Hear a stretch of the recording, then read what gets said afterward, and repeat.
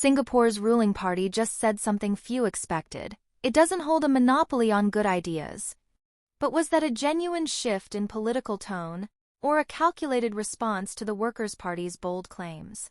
This development could signal a changing dynamic in Parliament, or simply reinforce the same old lines with new packaging.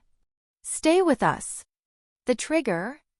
The Workers' Party's 2025 Manifesto, where it stated that 15 of its proposals had been adopted in some form by the government. The PAP didn't let that slide.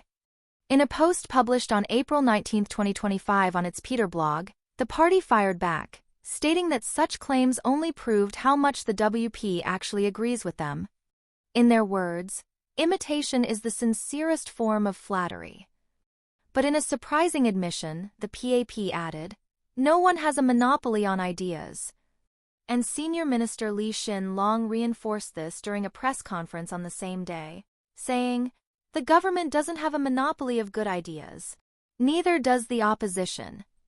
At first glance, this may sound like the PAP is softening its tone, but the details reveal a strong counteroffensive. The blog post challenged the WP's claims point by point. For example, flexible parental leave?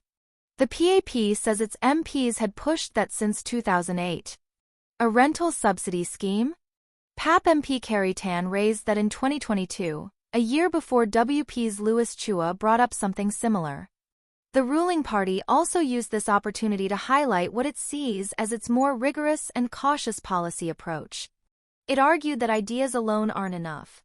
They need careful study, trade-off analysis, and stakeholder engagement before becoming workable policies. But there's more to this story.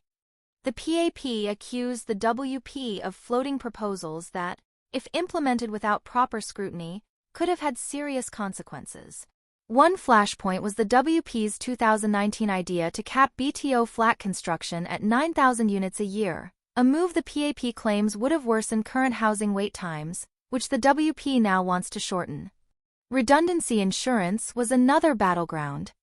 The PAP said the WP's plan could increase costs for both employers and workers.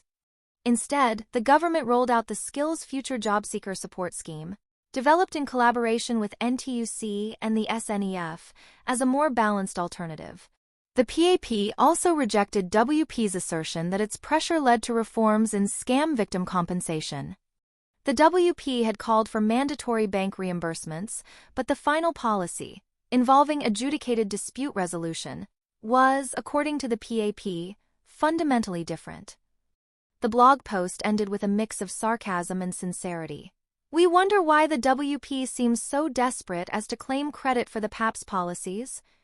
It asked, but added, we welcome all constructive ideas, including from the opposition. So is this a turning point for bipartisan cooperation in Singapore? Or just a political skirmish in the lead-up to G2025? What do you think?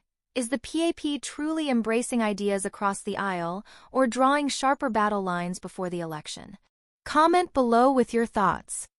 Don't forget to like, share, and subscribe for more in-depth coverage, only on 2230, where we go deeper than the headlines.